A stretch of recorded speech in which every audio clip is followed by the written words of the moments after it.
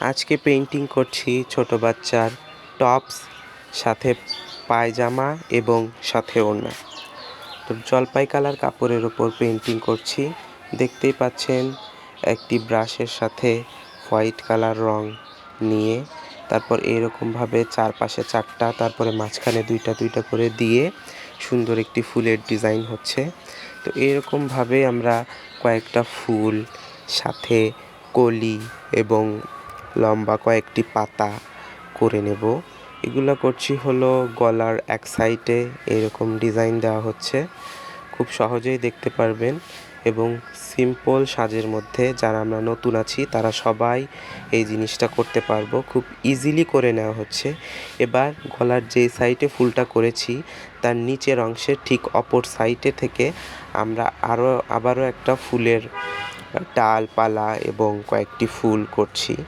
হুবহু যে একই ডিজাইনের ফুল করার চেষ্টা করেছি, কিন্তু সবগুলো যে একই সিস্টেমের করতে হবে এরকম না, বিভিন্ন ডিজাইনের করা যায়, আপনারা করতে পারেন।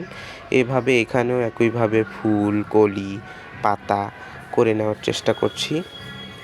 পুরোপুরি এটা হোয়াইট কালারের উপরই আমি রেখেছি, কারণ জলপাই কালারের উপর সবসময় এই কালারগুলোই ভালো যায়। ডার্ক কালারের উপর সবসময় হালকা কালার সবচেয়ে সুন্দর লাগে।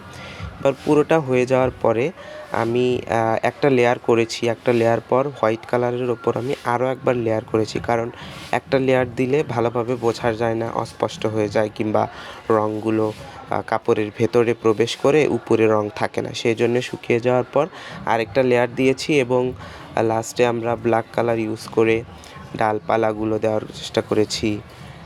ডালগুলো খুব সুন্দরভাবে ব্ল্যাক কালার দিয়েছি যাতে খুব সুন্দরভাবে ফুটে ওঠে। এবার ডালপালাগুলো দেওয়া শেষ হয়ে গেলে মাঝখানে আমরা হলুদ কালার নিয়ে মাঝখানে রেণুগুলো দিয়ে মাঝখানে আবার একটু ব্ল্যাক নিয়ে সুন্দরভাবে একটা কম্বিনেশন করে দেওয়ার চেষ্টা করেছি যাতে খুবই ভালো লাগে। জানি না ক্যামেরাতে কেমনটা লাগছে, তবে বাস্তবে এই জিনিসটা দেখতে আরও অনেক সুন্দর লাগছিল। প্রত্যেকটা কাজ আমরা একে একে শেষ করলাম। এবার জামার সামনের সাইডটা শেষ হয়ে যাওয়ার পর এবার আমরা পিছনের সাইডে চলে গিয়েছি।